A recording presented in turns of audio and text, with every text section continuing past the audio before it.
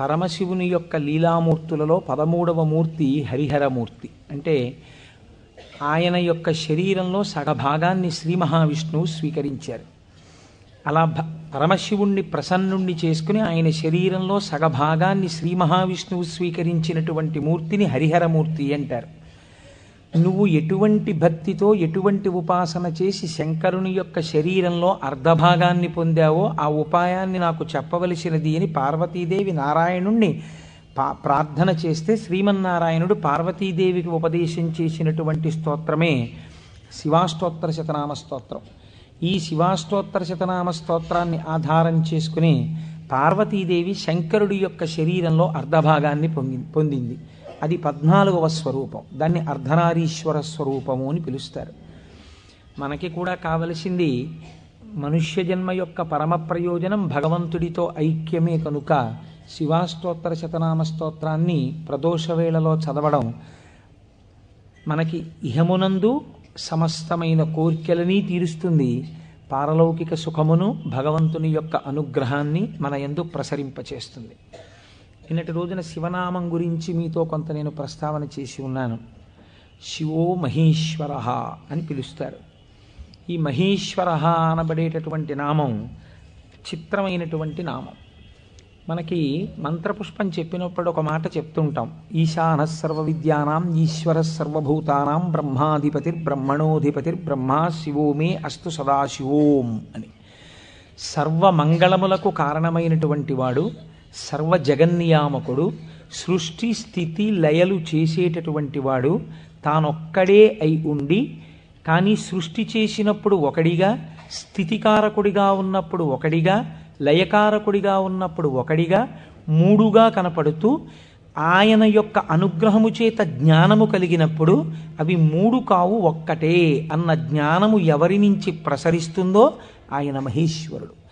ఆయనే మూడుగా కనపడేటటువంటి ఒక్కటి. అందుకే పోతన గారు భాగవతంలో ఒక చోట ఒక మాట అంటారు, మూడు మూర్తులకును మూడు రూపములకు మూడు కాలములకు మూలమగుచు భేదమగుచు తుతి కభేదమయ్యొప్పారు బ్రహ్మమనగ నీవే పాలనయన అని పిలుస్తారు.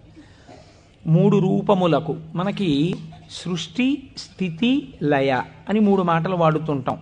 సృష్టి అంటే పూర్వం లేనటువంటి దాన్ని మన కంటికి కనపడేటట్టుగా ఒక కొత్త వస్తువు తయారగుట, ఒక కొత్త ప్రాణి ఆవిర్భవించుట, దానికి సృష్టి కార్యము అంటారు. స్థితి అంటే వచ్చినటువంటి పదార్థము కొంతకాలం అలా క్షేమంగా ఉండుట. లయము అంటే ఎక్కడి నుంచి వచ్చిందో అక్కడికి వెళ్ళిపోవుట. అయితే చాలామందికి ఒక తప్పు అభిప్రాయం ఉంటుంది. రుద్రుడు లేదా శివుడు అనేటప్పటికీ ఆయన సంహారకర్త, అనగా చంపేస్తాడు బాబోయ్. శంకరుణ్ణి ప్రార్థన చేస్తే ఆయన లయకారకుడు కదండి, చంపేస్తాడంటారు. కాదు, అన్ని వేళలా లయము అన్న శబ్దానికి అర్థం కేవలం చంపేయడం కాదు. ఆయన చాలా ఉదారుడై ఉంటాడు. మీకు నేను కొన్ని ఉదాహరణలు చూపిస్తాను. మనకి లయమునందు స్వల్పకాలిక లయము అని ఒక మాట ఉంది. స్వల్పకాలిక లయం అంటే ఏమిటో తెలుసా అండి? నేను ఆఫీస్కి వెళ్ళాననుకోండి, నా ప్రయోజనం ఏమిటి? ఆఫీస్కి వెళ్ళడం దేని గురించి అంటే నా ఇంట్లో ఉన్న భార్యాబిడ్డలు క్షేమంగా సంతోషంగా ఆనందంగా ఉండేటట్టుగా వాళ్ళకి కావలసినటువంటి ద్రవ్యమును సంపాదించడానికి ఆఫీస్కి వెడతాను. ఆఫీస్ ఎంత బాగున్నా నేను ఆఫీస్లో ఉండిపోను. ఆఫీస్కి వెళ్ళడం ఎందుకంటే ఇంటికి వచ్చేయడానికి తప్ప. ఆఫీస్కి వెళ్ళి ఆఫీస్లో ఉండిపోవడానికి ఆఫీస్కి ఎవరు వెళ్ళరు, ఇంటికి వచ్చేస్తారు. ఇంటికి వచ్చేస్తే అమ్మయ్యా ప్రాణం హాయిగా ఉందంటారు. మీరు చూడండి, తీర్థయాత్రలకు వెళ్ళిన వాళ్ళు ఓ మాట అంటుంటారు, ఓ 10 రోజులో 15 రోజులో యాత్రకు వెళ్ళినప్పుడు బాగుంటుంది. యాత్రకు వెళ్ళి రాగానే మొదట వచ్చే మాట ఏమిటంటే, భార్య భోజనం పెట్టగానే ఇంట్లో చారు అన్నం అయినా ఎంత సుఖంగా ఉందోనే అంటాడు. తన ఇల్లు అనేటప్పటికీ ఒక తృప్తి. అలాగే మీ యొక్క స్వస్వరూపమునందు మీరు నిలబడినప్పుడు సుఖదుఖములనేటటువంటివి లేకుండా పరమ ప్రశాంతమైన స్థితిలో మీరు ఉంటారు. మీ స్థితి అసలు ఏమిటి? ఆనందకరమైనటువంటి స్థితి. మరి దుఃఖం ఎందుకు వస్తుంది? మనస్సు యొక్క సంకల్ప వికల్పముల వలన దుఃఖం వస్తుంది. ఆ మనస్సు సుషుప్తిలో ఆత్మలోకి చేరిపోయింది అనుకోండి, ఏమీ తెలియని స్థితిలో, అది అజ్ఞానం అంటే మనం తెలుసుకోలేం. కానీ మీరు బాగా గాఢ నిద్ర పట్టినప్పుడు ఎలా ఉంది అన్నారనుకోండి, ఎవ్వడూ కూడా ఎంత దుఃఖంగా ఉందోనండి, అంత గాఢ నిద్ర పట్టింది, ఎంత ఏడుపు వచ్చిందో ఆ గాఢ నిద్రలో అన్నవాడు మీకు ప్రపంచంలో ఉండడు. బా ఎంత హాయిగా నిద్ర పట్టిందో అంటాడు. ఏమిటా హాయి? మనస్సు లేకపోవడమే హాయి. మనస్సు ఆత్మలోకి వెళ్ళిపోయింది. అలా వెళ్ళిపోయి ఆత్మగా ఉండిపోతే ఎంత సంతోషమో, ఎంత హాయో, ఎంత ఆనందమో.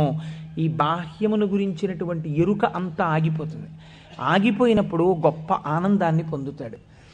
ఇలా ఆనందాన్ని పొందినటువంటి స్వరూపము ఏది ఉన్నదో ఆ ఆనందమే శంకరుడు, ఆ ఆనందమే పరమశివుడు. ఆయన ఈ నిద్ర పోయినప్పుడు దీనిని స్వల్పకాలిక లయము అని పిలుస్తారు. నిద్ర పట్టలేదనుకోండి, అంతకన్నా భయంకరమైన స్థితి ప్రపంచంలో ఇంకోటి ఉండదు, అంతకన్నా దుఃఖం కూడా ఇంకోటి ఉండదు. ఒక్కరోజు రాత్రి 1 గంట వరకు నిద్ర పట్టలేదనుకోండి, పిచ్చెక్కినట్టు ఉంటుంది. ఏం చెయ్యాలో అర్థం కాక. ఏదో అలవాటు ఉన్నవాడైతే పుస్తకం తీసుకాసేపు చదువుకుంటే వేరు మాట అనుకోండి. నిద్ర ఎవరు ఇస్తున్నారు? నిద్రని భగవంతుడు మీరు అర్థించకుండా, మీరు ఏ ప్రయత్నమూ చెయ్యకుండా తిరిగి తిరిగి తిరిగి తిరిగి విషయ సుఖాలలో మీరు మగ్నమై ఇంద్రియములన్నీ అలిసిపోయి మనస్సు అలిసిపోతే ఈ శరీరాన్ని తీసుకెళ్ళి ఓ మంచం మీదో, పరుపు మీదో, నేల మీదో, చాప మీదో, బొంత మీదో పడుకోబెట్టేస్తే ఆయన చక్కగా ఇంద్రియాల్లో ఉన్న శక్తిని అంతటినీ తీసి మనస్సులో పెట్టేస్తాడు. కళ్ళల్లో ఉన్న శక్తి వెనక్కి తీసి మనస్సులో పెడతాడు. కళ్ళు తెరిచి ఉంటాయి కానీ చూడడు. ఒక్కొక్కడు కళ్ళు తెరిచి నిద్రపోతాడు, లేకపోతే సగం తెరిచి నిద్రపోతాడు, కానీ ఏం చూడలేడు. ఎందుకంటే శక్తి వెనక్కి వెళ్ళిపోయింది. చెవు దగ్గరికి వెళ్ళి మాట్లాడినా వినపడదు. ఎందుచేత? ఆ చెవికి వినపడే శక్తి మనస్సులోకి వెళ్ళిపోయింది. ఇంద్రియాలలో ఉన్న శక్తి మనస్సులోకి, మనస్సు ఆత్మలోకి వెళ్ళిపోతుంది. ఈ గాఢమైనటువంటి సుషుప్తి అనబడేటటువంటి నిద్రలో ఈశ్వరుడు మనకు ఒక గొప్ప ప్రయోజనాన్ని చేకూరుస్తాడు. దీన్నే స్వల్పకాలిక లయము అంటారు. మనం ఛార్జింగ్ లైట్ని కరెంటుతో ఛార్జ్ చేసినట్టు ఈ మనస్సు ఇంద్రియముల యొక్క శక్తి తీసుకుని ఆత్మలోకి వెళ్ళి కూర్చుంటుంది. కూర్చున్నప్పుడు ఈ ఆత్మ మళ్ళీ మనస్సుకి ఇంద్రియములకు కావలసినటువంటి బలాన్ని ఇస్తుంది. తెల్లవారి నిద్ర లేవగానే మనస్సు మేల్కొంటుంది. మేల్కొనడం అంటే ఆత్మ నుంచి విడివడుతుంది. అసలు యథార్థమునకు సృష్టి, స్థితి, లయ అన్నవి ఎక్కడ దర్శనం చేయాలో తెలుసా అండి? మీరు ఇక్కడే దర్శనం చేయాలి. అది మహేశ్వర స్వరూప దర్శనం అవుతుంది. మీకు ఎలా దర్శనం చెయ్యాలి? మీకు నిద్ర లేవగానే మొట్టమొదటి ఆలోచన అయితే వచ్చిందో దానికి మీరు సాక్షిగా ఉన్నారనుకోండి. తెలివి రాగానే నాకు మొదట ఏం ఆలోచన వచ్చింది అంటే ఆలోచన మనస్సు యొక్క స్వరూపం. అది ఏం ఆలోచించిందని మీరు ఆలోచనని పసిగట్టి వేరుగా ఉండడం మీరు ఆత్మగా ఉండడం.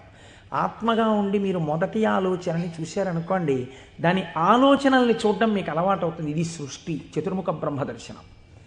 కాబట్టి బ్రహ్మగారికి పూజ లేదు. ఎందుకనంటే ఆ సంకల్ప దర్శనము చేత మాత్రమే మీరు బ్రహ్మదర్శనం చేసేస్తారు. సృష్టి ప్రారంభమైంది అంటే మీ మనస్సు బయటికి వచ్చింది. ఇప్పుడు మీకేం కావాలి? స్థితి కావాలి. స్థితి అంటే నిర్వహణ శక్తి కావాలి. కొన్ని సంకల్పములను మనస్సు చేస్తుంది, వీటిని విడగొట్టగలిగిన ప్రజ్ఞ కావాలి. అది వ్యగ్రతతో ఇవాళ ఈ పని చేయి అంటుంది, నేను చేయను.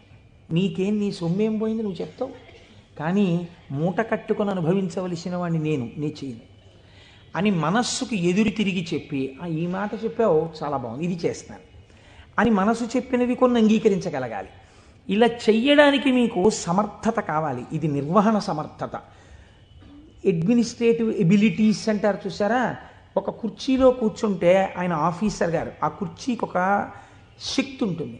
ఆ శక్తిని పొంది ఉన్నవాడు స్థితికారకుడు. స్త్రీగా చెప్తే నారాయణి అమ్మవారు, పురుషుడిగా చెప్తే శ్రీ మహావిష్ణువు. ఆయన స్థితికారుడు. కాబట్టి మీరు ప్రాతకాలమునందు తప్పకుండా విష్ణునామం చెప్పాలి. మీరు పూజామందిరంలోకి వెళ్ళి కూర్చోగానే విష్ణునామంతో ప్రార్థన ప్రారంభం కావాలి. అందుకే ఓం కేశవాయ స్వాహ, ఓం నారాయణాయ స్వాహ, ఓం మాధవాయ స్వాహ, గోవింద విష్ణు మధుసూదన త్రివిక్రమ వామన శ్రీధర హృషికేశ పద్మనాభ దామోదర సంకర్షణ అని ఒకవేళ మనకి సరిగ్గా చెప్పడం చేత కాదేమో అని ఋషులు నిర్ణయించేశారు. అసలు పూజ ప్రారంభమే ఆచమనంతో, ఆచమనం విష్ణునామాలతో. ఆ విష్ణువు యొక్క శక్తి మీ యందు ప్రసరిస్తే మీకు సాయంకాలం వరకు ఆ ప్రజ్ఞ అలా వెడుతుంది. ఎందుకంటే జాగృతిలో ఉన్నప్పుడే మీరు ఇంద్రియాలని మనస్సుని ఈశ్వర స్వాధీనం చెయ్యాలి. దీనికి కావలసిన ప్రజ్ఞ, మీ ఆలోచనల్ని చక్కదిద్దుకోగలిగిన ప్రజ్ఞ మీ యందు ప్రసరిస్తుంది. కాబట్టి విష్ణు పూజతో రోజు ప్రారంభం కావాలి, విష్ణునామంతో ప్రారంభం కావాలి. తరువాత మీరు అభిషేకం చేసుకోవచ్చు, శివార్చన చేయవచ్చు. నేను అలా చెయ్యవద్దని నేను చెప్పట్లేదు. విష్ణునామంతో ప్రారంభించాలి. మనకి భగవంతుడు ఒక్కడే, కానీ మనకి ప్రయోజనం చేకూర్చడానికి అన్ని రూపాల్ని పొందాడు. రాత్రి నిద్రపోయే ముందు శాస్త్రం అంది 11 మార్లు. ఇంకా నువ్వు నామం చెప్పేసిన తర్వాత ఇక మాట్లాడకూడదు. 11 మాటలు శివ శివ శివ శివ శివ శివ శివ అని 11 మాటలు అనుకుని విశ్రాంతి స్థానమునకు శరీరమును చేర్చేయాలి. ఇక పడుకున్న తర్వాత ఇక మాట్లాడడం. ఇప్పుడు ఈ శివానుగ్రహం స్వల్పకాలిక లయం. సృష్టిని దర్శనం చేశాడు, స్థితికారకుణ్ణి ప్రార్థన చేశాడు. ఈ రోజు చేసినటువంటి పనులన్నీ మంచి పనులైతే నిద్రలో నీకు సాత్వికమైనటువంటి ఆలోచనలు వస్తాయి. సాత్వికమైన ఆలోచనలతో, చిత్తశాంతితో, భయానకమైన కలలు రాకుండా హాయిగా నిద్రపుచ్చగలిగినటువంటి స్వరూపము స్వల్పకాలిక లయమైనటువంటి పరమశివ స్వరూపము. శివనామం చెప్పి నిద్రపోతే నిద్రా సమాధి స్థితి, అది సమాధి స్థితి అవుతుంది. మళ్ళీ లేచాడు, మళ్ళీ సృష్టికర్త దర్శనం చేస్తాడు. తొలితలంపు ఏది వస్తోందో దాన్ని మీరు ఈశ్వరుడి వైపుకి తిప్పడం అలవాటు చేయాలి మనస్సుకి ప్రయత్నపూర్వకంగా. ఫస్ట్ డిక్టం లోపల నుంచి ఏం రావాలో తెలుసా అండి, అది మీరు అలవాటు చేయాలి. అప్పుడు మీరు ఒక రోజుని, కాలమునందు ఒక రోజు అనబడేటటువంటి విభాగమును మహేశ్వరుడిగా మారుస్తున్నారు మీరు. ఇది మహేశ్వరార్చనము. ఒక రోజు మహేశ్వరుడైంది, మీరు ఆ మహేశ్వరార్చన చేత మీరు మహేశ్వరుడైనారు. ఎలా అంటే మొట్టమొదటి ఆలోచన బయటికి వస్తూనే మనస్సుకి ఒకటి అలవాటు ఉండాలి. ఏమిటో తెలుసా అండి అలవాటు? ఇది చిత్రంగా ఉంటుంది. చిలకకి సహజ స్వభావం ఏమిటి? మీరు ఒక పంజరంలోంచి బయటికి తీస్తే ఎగిరిపోవడం. కానీ కొంతమంది చిలక ప్రశ్న అని జ్యోతిష్యం చెప్పేవాళ్ళు ఉంటారు. వాళ్ళు పంజరంలోంచి తలుపు పైకెత్తి చిలకని బయటికి పిలుస్తారు. చిలక బయటికి వచ్చి ఎగిరిపోదు. ఎగిరిపోకుండా వచ్చి అక్కడ పెట్టిన పుస్తకాలని ముక్కు పెట్టి లాగి ఒక పుస్తకాన్ని నుంచి లోపలికి వెళ్ళిపోయి కూర్చుంటుంది. ఆయన తలుపు వేయలేదనుకోండి, అది ఎగరదు, అందులోనే కూర్చుంటుంది. అదేంటి స్వేచ్ఛగా ఎగిరే చిలక ఎగరకుండా ఇలాంటి పనులు చేయడం ఏంటి అంటే ఆయన అలా తర్ఫీదు ఇచ్చాడు దానికి, అందుకని అది అలా ప్రవర్తిస్తుంది. మీరు కూడా మీ మనస్సుకి తర్ఫీదు ఇవ్వడం మీకు రావాలి. నిద్ర లేవగానే అది మొదటి సంకల్పం ఏం చెప్పాలో తెలుసా అండి? ఇప్పుడు నీ ఇంట నీ ఆరాధ్య దైవము, నీ కులదైవం ఎవరున్నారో వారు నువ్వు పడుకున్న వైపు నీ తల ఇటువైపు ఉన్నది. సాధారణంగా నిద్రపోయేటప్పుడు ఎడమ వైపుకి నిద్రపోమ్మని శాస్త్రం. నువ్వు కొంచెం ఓరగిలా పడుకుని కొద్దిగా తల కుడిపక్కకి తిప్పి నీ కన్నులు విప్పితే నీ దృష్టి ప్రసారము తిన్నగా నీ కులదేవతా స్వరూపము మీద పడుచున్నది. అది లక్ష్మీనారాయణులు కానివ్వండి, పార్వతీ పరమేశ్వరులు కానివ్వండి. నేను దాని యందు అభ్యంతర ప్రకటన చెయ్యను, ఉన్నది ఒకటే పరబ్రహ్మం. కనుక ఇది మొదటి ఆలోచన కావాలి. ఇది మనస్సుకి మీరు అలవాటు చేయాలి. అంతేకాని టైం అయిపోతోందని గడియారం వంక చూస్తూ కంగారుగా లేవడం అలవాటు కాకూడదు. మీ తల ఇలా తిప్పి మీ కళ్ళు విప్పితే మీ మొట్టమొదటి దృష్టి ఇలా చెదురుతూ బాగా నిద్రపోయినటువంటి కనులలోంచి జరిగిన మొదటి కిరణ ప్రసారము పరమేశ్వర మూర్తి మీద పడడము చేత పరావర్తనము చెంది ఆ పార్వతీ పరమేశ్వర లేక లక్ష్మీనారాయణ దర్శనము ఇక్కడ జరిగి ఈ కంటితో చూసి లేచిన తర్వాత కాలు పెట్టే ముందు మనస్సు మళ్ళీ సముద్రవసనే దేవి పర్వత స్తనమండలే అని ఒక శ్లోకం చెప్పి కిందకి దిగగానే, గురువుగారు మీరు నాకు ఉపదేశం చేశారు, మీరు చెప్పిన బుద్ధితో ఈనాటి నా రోజు గడుచుగాక అని నేల మీద పడి గురువుగారి పాదాలని ఒక్కసారి మనస్సులో ధ్యానం చేసి వారి పాదాలకి శిరస్సు తాటించి పైకి లేవడం. ఇది మీకు అలవాటు అయిందనుకోండి, మీకు తెలియకుండా మీరు మొదటి ఆలోచన రావడానికి సాక్షి. ఇప్పుడు ఈ ఆలోచనని మీరు ఒక దిశానిర్దేశం చేస్తున్నారు. ఇది స్థితికారకత్వం. అసలు నిజంగా ఒడిసి పట్టడం, ఇలా తిప్పడాన్ని యథార్థమునకు ఒక రోజును మహేశ్వరుడిగా మార్చుట కాకుండా ఎక్కడో మహేశ్వరుడు ఉన్నాడు, ఆయన సృష్టికర్త స్థితికర్త ప్రళయకర్త, మీరెప్పటికి సృష్టికర్త స్థితికర్త ప్రళయకర్త దర్శనం చేస్తారు? లలితా సహస్రనామంలో, లలితా అష్టోత్తరంలో అమ్మవారికి ఒక నామం ఉంది, భావనామాత్ర సంతుష్టాయై నమః. మీ భావన ఎలా ఉందో దాని చేత ఆవిడ సంతుష్టురాలవుతుంది, ఆవిడ ఆనందిస్తుంది. ఇక్కడ మీరు భావన చేస్తుంటే ఈ శక్తి అంతా ఆవిడే, ఇక్కడ ఉన్న శక్తి, ఇక్కడ ఉన్నటువంటి ప్రకృతి వికారమైన శరీరం ఆవిడే. ఇది ఆయన్ని కోరుతోంది. దీన్ని దానితో కలపాలని ఆవిడ తెర పైకెత్తుతుంది. ఇది మాయా అన్న అవనిక ఒక రోజున పైకెత్తేస్తుంది ఆవిడ. అప్పుడు మీరు దానితో కలుస్తారు. ఇది జీవితంలో అనుసంధాన ప్రక్రియగా వెళ్ళవలసినటువంటి మహేశ్వర స్వరూపం. అంతేకాని మహేశ్వర స్వరూపం అనగా ఏదో దేవతలందరి చేత పూజింపబడువాడు, నేను దాన్ని దోషం అంటలేదు, నేను తప్పంటలేదు. కానీ మీరు అలా అనుసంధానం చేసుకుంటే అది భక్తికి బాగా పనికొస్తుంది. అందులో నేను ఎంతమాత్రము దోషమెంచను. కానీ మీకు ఇది నిత్య జీవితమునందు అలవాటులోకి తెచ్చుకోవలసినటువంటి ప్రక్రియ. మీరు ఇలా దర్శనం చేస్తూ వెళుతున్నారనుకోండి, మీ లయ పరమశివుడు. మీరు ఇప్పటిదాకా ఎవరితో కలిసి ఉన్నారు అని అడిగారు అనుకోండి, నిద్ర లేవగానే మీరు ధైర్యంగా చెప్పగలగాలి, నేను ఇప్పటి వరకు కైలాసమునందు పార్వతీ పరమేశ్వరులతో కలిసి ఉన్నాను. అది నా నిద్ర. ఎందుచేత? నా నిద్రని నేను అలా స్వీకరించాను పడుకోబోయే ముందు. నేను లేచినప్పుడు నేను చతుర్ముఖ బ్రహ్మ దర్శనము చేత సృష్టికర్త దర్శనమే నా యొక్క మేల్కొనుట. నా పూజామందిర ప్రవేశము స్థితికర్త యొక్క ప్రార్థన. నా నిన్నటి రోజు సృష్టికర్త స్థితికర్త ప్రళయకర్తల యొక్క సమాహారము, మహేశ్వర స్వరూపముగా నా చేత ఉపాసన చేయబడిన కాలము.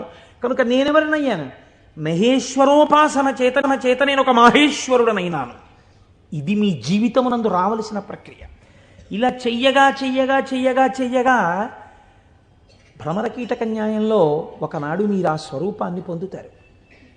ఇలా కాకుండా వేరొక రకమైనటువంటి ఆలోచనతో జీవితం వెళ్ళిందనుకోండి, వ్యగ్రతతో, అసలు మీరు ఆత్మలోంచి విడిపడడంలో మీకు కృతజ్ఞతాభావం లేదు.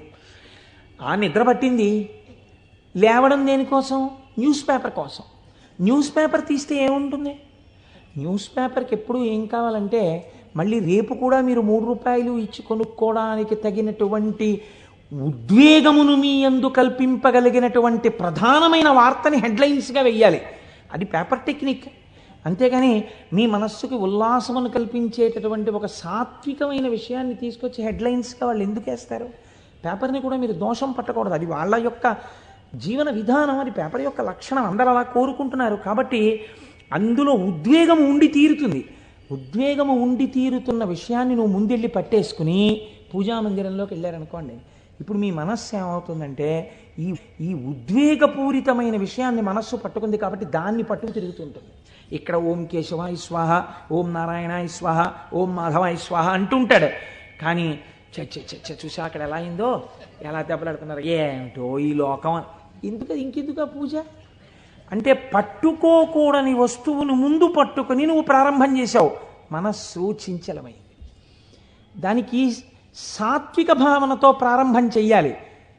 పరమ సత్వగుణ ప్రధానుడై స్థితికారకుడై మీ మనస్సుని ఆహ్లాదపూరితముగా ఉంచి ఈశ్వరాభిముఖం చేయగలిగిన శక్తి విష్ణు శక్తి.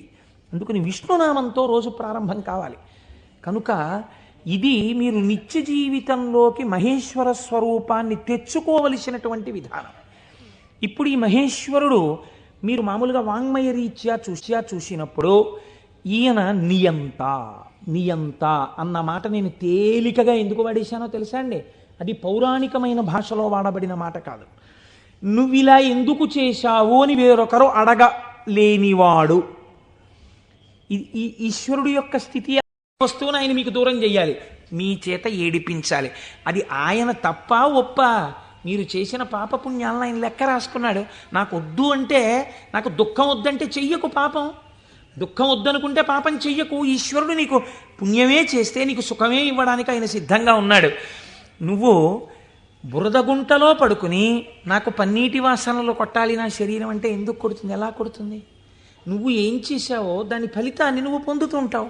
కాబట్టి ఈశ్వరుడు నీ కంటికి కనపడి ఫలితాన్ని ఇవ్వడు, వెనక నుండి ఫలితాన్ని ఇస్తాడు.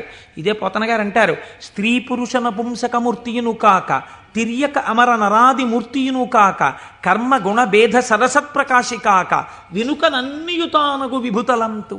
ఆ వెనకనున్న పరమాత్మ ఉన్నాడే, నేను ఆయనకి నమస్కరిస్తున్నాను అన్నారు. ఇప్పుడు చూడండి, ఆ మహేశ్వర శబ్దం గురించి అన్నారు, త్వం ఈశ్వరాణం పరమం మహేశ్వరం తం దేవతానాం పరమంచ దైవతం. దేవతలందరూ కూడా ఎవరిని ప్రార్థన చేసి నమస్కరిస్తారో, సర్వ జగత్తుని ఎవడు నియమించి పోషించి రక్షించుతున్నాడో, ఎవడు దీనిని నిలబెడుతున్నాడో, ఎవడు తనలోకి తీసేసుకుంటున్నాడో వాడే మహేశ్వరుడు, వాడు సర్వజగన్నియామకుడు, వాడు పరబ్రహ్మమై ఉన్నాడు. ఇటువంటి పరబ్రహ్మము నీకెక్కడ దర్శనమవుతుంది అని అడిగారు. చూడవచ్చా, నాకు ఎప్పుడైనా ఇలాంటి వాడిని ఒకసారి చూడాలనిపించింది అంటే శాస్త్రం అంది, మహేశ్వర దర్శనము చెయ్యడానికి మహేశ్వర దర్శనము చెయ్యాలన్న తాపత్రయము నీకు కలగాలి అంది. ఇదొక చిత్రమైన మాట అండి. మీరు కొంచెం జాగ్రత్తగా ఆలోచించండి. ఒక మహాపురుషుడు ఒక ఆయన ఉన్నాడు ఈ లోకంలో, కృష్ణావధానుల గారని ఒక ఆయన ఉన్నారు. ఆయన ఒక మహాపురుషుడు. వేదం చదువుకోవడం కాదు, చదువుకున్న వేదాన్ని నిరంతరము అనుష్ఠానములోకి తెచ్చుకున్నవారు, అంతటి మహాపురుషుడు ఆయన. అలాగా అండి, అంటే ఏం చేస్తుంటారండి అంటే, 4 ఆవుల మధ్యలో తుఫాన్ వచ్చి పాక కొట్టుకుపోతే 10,000 రూపాయలు పట్టుకొచ్చి ఎవరో ఇస్తే శివాలయం కట్టడానికి విరాళం ఇచ్చేసి, శివుడికి ముందు గుడి కట్టండి తర్వాత నేను ఉంటాను లేండని ఆవుల మధ్యలో కాపరం చేసి బతికినవాడు, అంతటి మహానుభావుడు. తను నమ్ముకున్న వేదాన్ని నిరంతరము ఆచరణలో పెడతారు. వారు నా గృహప్రవేశానికి వచ్చారు. వస్తే ఆ రోజు నేను కొంచెం ఈ సంభారాలన్నీ పూర్తి చేసుకుని వేద పఠనం ఏర్పాటు చేసి నేను ఇంట్లోకి వెళ్ళేటప్పటికీ కించిత్ అసుర సంధ్య వేళయింది. నేను వెళ్ళేటప్పటికి వారు వెళ్ళిపోతున్నారు. అరే ఇదేమిటి వెళ్ళిపోతున్నారు కృష్ణావధానులు గారు, అలా వెళ్ళిపోరే, ఈ కోటేశ్వరరావు మనం వచ్చేటప్పటికి లేడు, స్వాగతం చెప్పలేడని కోపగించుకుని వెళ్ళిపోయే మనిషి కారేవారు, ఎందుకు వెళ్ళిపోతున్నారు? ఓహో అసుర సంధ్య వేళ, సంధ్యావందనానికి వెళుతూ ఉండాలి అనుకున్నాను. ఎవరినో పిలిచి కృష్ణావధానులు గారు ఎక్కడికి వెళుతున్నారండి? వెంకటేశ్వర స్వామి గుళ్ళో కూర్చుని సంధ్యావందనం చేసుకోవడానికి వెళుతున్నారు. ఆయన సంధ్యావందనం చేయలేదనుకోండి, మీరు నేను అడుగుతామా, అయ్యా మీరు సంధ్యావందనం ఎందుకు చేయలేదండి అని? ఎక్కడ నుంచో కష్టపడి కాకినాడ వచ్చి ఆ వేళకి మాత్రం సభలోంచి లేచి వెళ్ళిపోయి వెంకటేశ్వర స్వామి గుళ్ళో కూర్చొని సంధ్యావందనం చేసుకుని మళ్ళీ తిరిగి వచ్చి సభలో కూర్చున్నారు ఆయన. ఇది తాను చదివినటువంటి వేదాన్ని, తాను తెలుసుకున్న విషయాన్ని ఆచరణలో పెట్టడం, దీనిని శ్రద్ధ అంటుంది శాస్త్రం. నీకు చెప్పడం కాదు, నీకు అనుష్ఠాన పర్యంతమునందున్నదా, దీనికి ఎవడో చూస్తాడని కాదు, ఈశ్వరుడు సర్వసాక్షి చూస్తున్నాడన్న బెరుకు నీకుంటే ఒకడు చూసి మెచ్చుకోవాలని నువ్వు చెయ్యవు, చెయ్యడం నీ విధి అని నువ్వు చేస్తావు. ఇప్పుడు నువ్వు అటువంటి మహాపురుషుడు ఒకడు ఉన్నాడు, నువ్వు తెలుసుకున్నావు. ఇప్పుడు మీ మనస్సు ఏమవుతుంది? ఎప్పుడైనా కృష్ణావధానుల గారిని చూద్దామనిపిస్తుంది కదండి. ఇప్పుడు రేపు సుబ్రహ్మణ్యేశ్వర స్వామి వారికి మనం ఇక్కడ ఉత్సవం చేయబోతున్నాం. ఆ సుబ్రహ్మణ్యేశ్వర స్వామి వారికి ఉత్సవం చేసిన రోజున కారు దిగి నడవలేక శిష్యులు పట్టుకుంటే కృష్ణావధానులు గారు వచ్చి ఇక్కడ కుర్చీలో కూర్చున్నారనుకోండి, మీ ప్రయత్నం లేకుండా, వారు కోటీశ్వరుడని కాదు, వారు పెద్ద ఆఫీసర్ అని కాదు, మోకాళ్ళ మీదకి పంచె కట్టుకుని లాల్చీ కూడా వేసుకోకుండా ఓ ఉత్తరీయం కప్పుకుని గుండు చేయించుకుని పిలక పెట్టుకుని 3 విభూతి రేఖలు పెట్టుకుని బొట్టు పెట్టుకుని సరిగ్గా కనపడక కళ్ళు చిప్పిలించి చూస్తున్న కృష్ణావధానులు గారు అడుగు తీసి అడుగేస్తుంటే మీ అందరి చేతులు ఇలా అంటాయి. ఎందుకంటాయి? ఆయన ఒక మహాత్ముడన్న ఎరుక మీకు కలిగింది. ఈ ఎరుక లేకుండా మీరు దర్శనాన్ని వాంఛిస్తారా? మీరు ఒకసారి ఈ శివమహాపురాణాన్ని వినడం అంటే ఒక కథ కింద వినే ప్రయత్నం మీరు చేయకండి. అది మీ జీవితాన్ని అభ్యున్నతి మార్గంలోకి తీసుకెళ్ళదు. దాన్ని మీ నిత్య జీవితంలో మీకు ఎలా ఉపయోగపడుతుందో మీరు ఆలోచించండి. పరమాచార్య స్వామి ఎక్కడ మాట్లాడినా, ఎప్పుడు మాట్లాడినా అలాగే మాట్లాడేవారు. ఎప్పటి కథల కిందో వారు మాట్లాడేవారు కాదు, ఇప్పుడు నీకు ఎలా పనికి వస్తుందో వారు మాట్లాడేవారు. అది ఒక సద్గురువుకు ఉండవలసిన లక్షణం. అందుకే నడిచే దేవుడు అయ్యారు మహానుభావుడు. కాబట్టి చూడండి, ఇప్పుడు మీకు కృష్ణావధానులు గారు అంటే తెలిసింది, వారిని చూడాలి అనిపిస్తుంది. ఉదాహరణకి వారు రాలేదనుకోండి సుబ్రహ్మణ్యోత్సవానికి, ఎందుచేతంటే వారి శరీరం చాలా డస్సిపోయింది, పెద్దవారు అయిపోయారు. కానీ మీరేమంటారు? కృష్ణావధానులు గారు ఎక్కడ ఉంటారంటే ఒకసారి వెళ్ళి మేము దర్శనం చేసుకొస్తామంటారు. అమ్మ ఈ టైంలో వెళ్ళండి, ఈ టైం కాకుండా వెళ్ళకండి, వారికి ఇబ్బంది, పెద్దవారు అయిపోయారు, ఈ సమయంలో వెళ్ళండి దర్శనం ఇస్తారు. మీరేం చేస్తారు? ఇంత డబ్బు పాడు చేస్తున్నాం, పోతే పోయింది, కారు ఎక్కి ఓ 500 పెట్టుకుని వెళ్ళొద్దాం అని ఒక ఆదివారం నాడు పొద్దున అలా కృష్ణావధానుల గారి దగ్గరికి వెళ్ళి వచ్చిన వాళ్ళు ఎంతమందో నాకు తెలుసు. కారు వేసుకుని వెళ్ళి ఓ అరడజన అరటిపళ్ళలో ఏవో ఇచ్చి ఒక్కసారి ఆయన్ని చూడగానే, ఇప్పుడు మీకు ఆయన గురించి ఆయన ఏం చెప్పుకోరుగా, కానీ మీరు ఆయన్ని చూస్తుంటే, ఆయన కూర్చుంటే, మీరు ఎక్కడి నుంచి వచ్చారమ్మా అని అడుగుతుంటే, ఆయన ఏదో 4 శ్లోకాలు చెప్తుంటే, ఆ గొంతు తడబడిపోతుంటే, పెద్దవారైపోయి వారు మాట్లాడుతుంటే మీ మనసు ఆర్ద్రమైపోతుంది. మీకు తెలియకుండా మీ కన్నుల వెంట నీళ్లు కారుతాయి. అబ్బా ఏం మహాపురుషుడు, ఏం మహాపురుషుడని పటికి బెల్లం తినేసిన నోరు తీపిగా ఉన్నట్టు మళ్ళీ కారెక్కి వచ్చేస్తారు ఇంటికి. ఎందుకు వెళ్ళారు ఆ ఊరు 500 కారు చేయించుకుని? మీకు తెలిసింది కాబట్టి కృష్ణావధానుల గారంటే, కాబట్టి కదా మీరు దర్శనం చేశారు. మహేశ్వరుడు అంటే సృష్టికర్త, స్థితికర్త, ప్రళయకర్త అని నేను ఒక మాట చెప్పాను అనుకోండి, అది మీకు ఏం ఉపయోగపడుతుందని నేను ప్రశ్న వేస్తున్నాను. మీరు ఆలోచించండి. నేను ఈ మాట అన్నాను, అనుసంధానం మీరు కాలగతంలో ఒక రోజులోకి తెచ్చుకోండి, మీకు మహేశ్వర దర్శనం కలుగుతోంది అన్నాను. అది మీకు ఉపయుక్తం.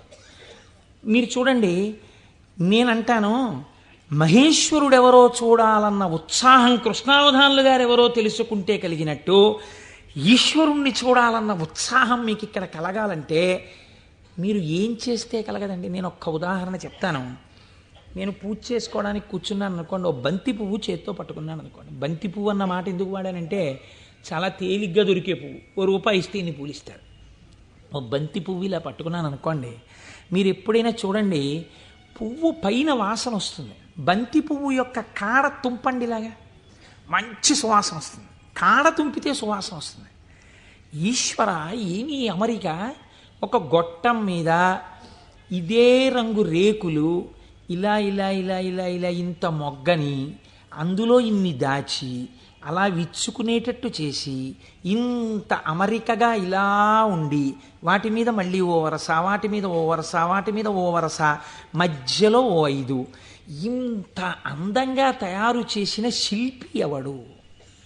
ఎక్కడున్నాడు ఈ శిల్పి?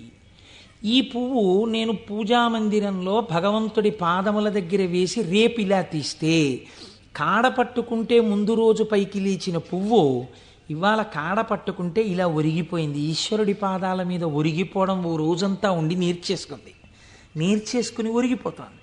ఇప్పుడు అంత గుబాళింపు లేదు, అంత వాసన లేదు, ఆ రేకులన్నీ ఇలా ఒరిగిపోతున్నాయి. ఇంకొంచెం ముట్టుకుంటే దుర్గంధం వచ్చి చెమాయింపు వచ్చింది. ఎవరసలు దీన్ని ఇలా ఆ బంతి మొక్కలోంచి దీన్ని తెచ్చినవాడు, ఇంత విచ్చుకునేట్టు చేసినవాడు, ఇది ఇలా ఒడిలిపోయేట్టు చేసినవాడు ఎక్కడున్నాడు అని మీకు అనుమానం వచ్చింది అనుకోండి, అప్పుడు మీ పూజ ఆర్తితో ఉంటుంది. వాడే అటువంటి వాడై ఉన్నాడు, వాడు ఈ జగత్తునంతటినీ ఇలాగే సృష్టించి నిర్వహించి లయింపచేస్తున్నాడు, వాడే నా ఆరాధ్య దైవం అడిగో పూజామందిరంలో అని మీరు ఓం నిధనపతయే నమః అని పువ్వేయండి. రమించిపోయింది మీ హృదయం. ఇది మహేశ్వర దర్శనము. కాబట్టి ఇప్పుడు ఈ ఉత్సుకత, చూడాలి చూడాలి చూడాలి ఈశ్వరుణ్ణి అన్న తాపత్రయం మీరు సృష్టి స్థితి లయానుసంధానము నిరంతర ప్రక్రియగా చెయ్యడంలో ఉంటుంది. ఈ చెయ్యడంగా ఉంటే ఈశ్వరుడు ఎవడు? ఇప్పుడు మీరు తెలుసుకున్నారనుకోండి మహేశ్వరుడు ఏం చేస్తుంటాడో, ఇది తెలుసుకోవడం వల్ల మీకు ఆనందం కలుగుతుంది. ఇప్పుడు ఆయన సర్వజ్ఞత, తృప్తి, అనాదిబోధ, స్వతంత్రత, నిత్యమలుప్త శక్తి, అనంత శక్తిశ్చ విభోర్విధిజ్ఞా షడాహురంగాని మహేశ్వరస్య అంది శాస్త్రం. ఆయన సర్వజ్ఞత. నేను ఇక్కడ కూర్చుని ఉన్నాను అనుకోండి, నేను ఈ సభలో జరుగుతున్న విషయాన్ని పసిగట్టగలను. అసలు అది కూడా ఒక్కొక్కసారి జరగదు. ఎందుచేత అంటే నేను ఒక్కొక్కసారి అడిగినటువంటి ప్రశ్న కొంతమందికి ఈయన నిజంగానే అడుగుతున్నాడా అనిపించవచ్చు. ఎందుచేత అంటే మీరు నిన్నను కోటేశ్వరారు నిన్న ఉపన్యాసానికి వచ్చాను, నిన్న మీరు వచ్చారా అంటే అదేమిటి మీ ఎదురుగుండానే కదండి కూర్చున్నాం అంటారు. నాకు స్ఫురణలోకి వెళ్ళదు. ఎందుకు వెళ్ళదు అంటే నేను ఒక విషయాన్ని ప్రతిపాదన చేస్తున్నప్పుడు నా మనస్సు అసలు ఆ విషయం మీద రమిస్తే కదా అది వాక్కులుగా బయటికి వచ్చేది. నా మనసే రమించలేదనుకోండి, నా మనస్సు లోపల దర్శనం చేయట్లేదనుకోండి, మీకు వాక్కులుగా ఎలా వస్తుంది నా నోటి నుంచి? నా మనస్సు అక్కడ ఉండిపోయినప్పుడు నా కన్నులు ఇలా తిరిగినా ఏవో కళ్ళంలోంచి మనసులో కెడతాయి, కానీ ఇవన్నింటినీ మనసు పట్టుకుంటోందని మీరు అనుకుంటున్నారా? పట్టుకోవట్లేదు. ఎందుకనంటే ఆ మనసు వేరొక వస్తువును పట్టుకుని ఉంది. దానికోసం ఉపన్యాసం చెప్పడం, ఇంకో ప్రయోజనం కోసం కాదు. ఇలా కూర్చుంటే కాసేపు పట్టుకుంటుంది ఆ వస్తువునని. కాబట్టి ఇప్పుడు అది పట్టుకుని ఉంది, కాబట్టి ఇది పట్టుకోదు, ఇది వదిలిపెట్టేసింది. కాబట్టి కన్ను చూసినా మనస్సు పట్టుకోకుండా వదిలిపెడుతోంది. అలా మీకు నా యొక్క సర్వజ్ఞత యందు ఒక పరిధి ఉంది. నేను ఇక్కడే ఉన్నా నాకు కొన్ని తెలియవు. ఈశ్వరుడు అలా కాదు. మహేశ్వరుడంటే సమస్త ప్రాణుల యొక్క హృదయగతమైన అభిప్రాయములను కూడా తెలుసుకోగలడు. మీరు బాగా గుర్తుపెట్టుకోండి. మీరు చేస్తున్న పూజని చూసి నేను పూజ చేసుకుంటున్నాను అనుకోండి, ఉదాహరణ, వేరొకరి మీద ఎందుకు పెట్టాలి? నేను పరమ డాంబికంగా ఇన్ని పువ్వులు పెట్టుకుని ఓం నిధనపతయే నమః, ఓం నిధనపతాంతికాయ నమః, ఓం ఊర్ధ్వాయ నమః, ఓం ఊర్ధ్వలింగాయ నమః అన్న పూజామందిరంలో కూర్చుని పుష్పార్చన చేస్తున్నాను అనుకోండి. మీరు కోటేశ్వరరావు గారు ఉన్నారా అండి అని హాల్లోకి వచ్చి కూర్చున్నారనుకోండి. ఆహాహా, ఏం పూజ చేస్తున్నాడండి కోటేశ్వరరావు, నిజంగా ఏమి ఉచ్చారణ, ఏమి నామాలు చెప్తున్నాడు అని మీరు ఇక్కడ గబగబా సోఫాలో కూర్చున్న వారి కింద కూర్చుని కళ్ళు మూసేసుకుని, ఇప్పుడు ఆయన ఇలా పువ్వులు వేస్తుంటారు, ఇలా నామం చెప్తుంటారని మీకు ఆ నామాలు రాకపోయినా మనస్సులో ఇలా ఇలా మీ చెయ్యి అంటూ మీరు పువ్వులు వేసేస్తూ మీరు కూర్చున్నారు. అక్కడ పూజ చేస్తున్న నేను నామాలు నోటితో చెప్తున్నాను, కానీ నా మనస్సు రేపు ఉదయం నేను పెళ్ళికి వెళ్ళాలి, ఈ పెళ్ళికి వెళ్ళినప్పుడు మనం 10ంటికి ఆఫీస్కి వెళ్ళిపోగలమా, లేకపోతే 1 గంట పర్మిషన్ పెట్టి 11 గంటలకు వెళ్ళిపోగలమా, ఒకవేళ వాళ్ళు భోజనానికి ఉండిపోమ్మంటే దీన్ని వంట చేయమని చెప్పడమా, అక్కర్లేదులే భోజనానికి ఎడదామందామా, భోజనానికి ఎడదామంటే ఇది మీరు వచ్చి నన్ను తీసుకెడతారా ఆఫీస్కి అయితే అంటుందేమో.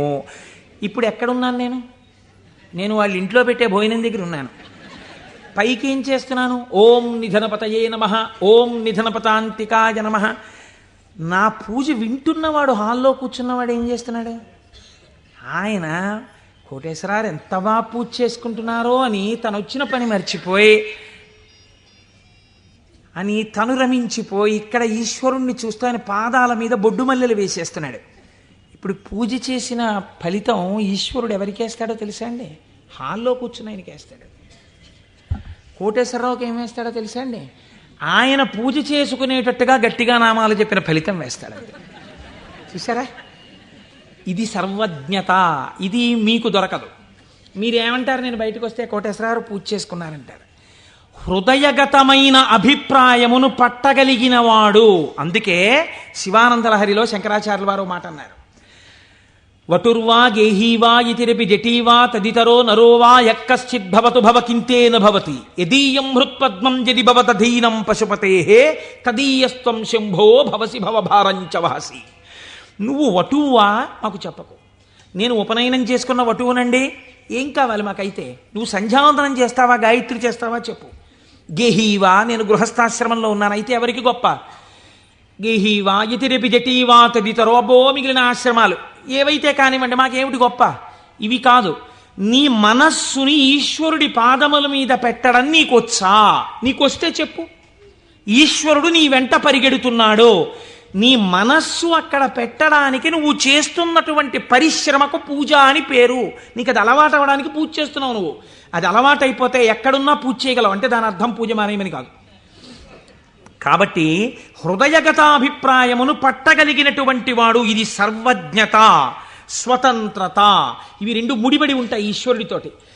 అన్నీ చూస్తుంటాడు ఏకకాలమునందు. సమస్త చరాచర జగత్తులో ఉన్నటువంటి ప్రాణుల యొక్క హృదయాంతర్గత భావములను తాను చూస్తాడు. చూసి ఆ భావముల యొక్క పరిపుష్టి చేత మోక్షాన్ని కూడా అనుగ్రహించేస్తాడు. మీకు పైకి దొరకదు, మీకు ఒక్క నాటికి పైకి చూస్తే దొరకదు. నేను మీకు దీనికి ఒక ఉదాహరణ చెప్తాను. మనం ఇవి వినటం చేతనే పరమశివుడు ప్రసన్నుడవుతాడు. పెరియ పురాణం అని మనకి నాయనార్ల చరిత్ర చెప్తుంది. అందులో శాక్య నాయనార్ అని ఒక నాయనార్. ఆయనకి గొప్ప శివభక్తి తత్పరుడు. కానీ ఆయన ఉన్నటువంటి రోజులు ఎటువంటివంటే శివుడి గురించి మాట్లాడడం కానీ, శివ అన్న నామం చెప్పడం కానీ, శివార్చన చెయ్యడం కానీ కుదరనటువంటి భయంకరమైన పరిస్థితులలో ఆనాటి రోజులున్నాయి. లోపల పరమభక్తి, శివారాధన చెయ్యాలని. కాంచీపురంలో ఉండేవాడు మహానుభావుడు.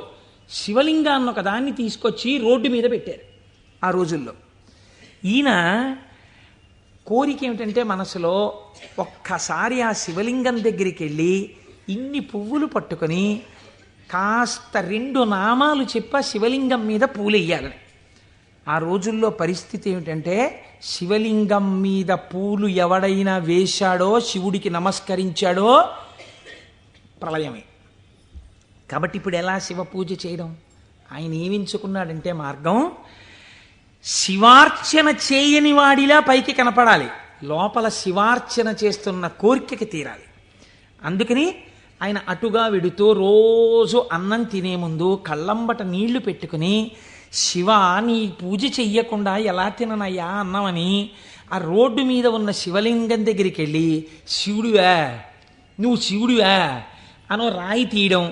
ఇంత పెద్ద చామంతి పువ్వు నా చేత్తో పట్టుకున్నాను అనుకుని శివట నిలబడేసేవాడు. లోపల చామంతి పువ్వు వేశాను, శివుడివా అని మళ్ళీ ఇలా తీయడం, శివ అని మళ్ళీ ఇలా ఓ రాయేయడం. ఇంత బొడ్డు మల్లె వేశాను. పరమశివుడి పాదాల మీద ఏం పడ్డాయో తెలుసా అండి? చామంతి పూలు, మల్లెపూలు పడ్డాయి. చూసేవాళ్ళందరూ ఏమనుకున్నారో తెలుసా అండి? వీడురా అసలు నిజంగా మన మాట వింటున్నవాడు, చూసావా శివలింగం మీద రాళ్ళు వేస్తున్నాడు వీడు, వీడిని మనం చాలా గౌరవంగా చూడాలనుకున్నాం. లోకానికి అర్థం అవుతుందా, శివుడికి అర్థం అవుతుందా? శివుడికి అర్థం అవుతుంది. ఇది శాక్యనాయనార్ జీవితం, ఇంతే ఆయన పూజ. ఇది ఆర్తిలోంచి వచ్చిన పూజ. ఒకరోజు ఆయన అన్నం తినడానికి కూర్చున్నాడు, భార్య వడ్డించింది. వడ్డిస్తే అన్నం తినబోయాడు. శర్వహ అనో నామం జ్ఞాపకానికి వచ్చింది. ఈ అన్నం నాకు పెట్టినవాడు శంకరుడు, లోపలికెడితే జీర్ణం చేస్తున్నవాడు శంకరుడు, అగ్నిని ఆదేశించి అన్నాన్ని ఉడికేటట్టుగా నా ఇంట పాచకుణ్ణి చేసినవాడు శంకరుడు, నీటిగా ఈ అన్నం ఉడికేటట్టు కలిసినవాడు శంకరుడు.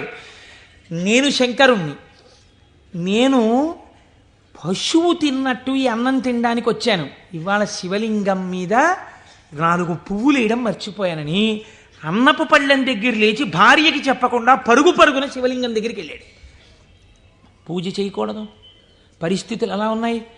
నిలబడి 4 రాళ్ళు తీసి శివుడివా అని మళ్ళీ వేశాడు. వేస్తూ ఇంతకన్నా చెయ్యలేకపోతున్నానయా అని కన్నుల నీరు కార్చాడు. వెంటనే ఈశ్వరుడు ఆయనకి నటరాజమూర్తిగా సాక్షాత్కరించి తనలోకి కలిపేసుకున్నాడు.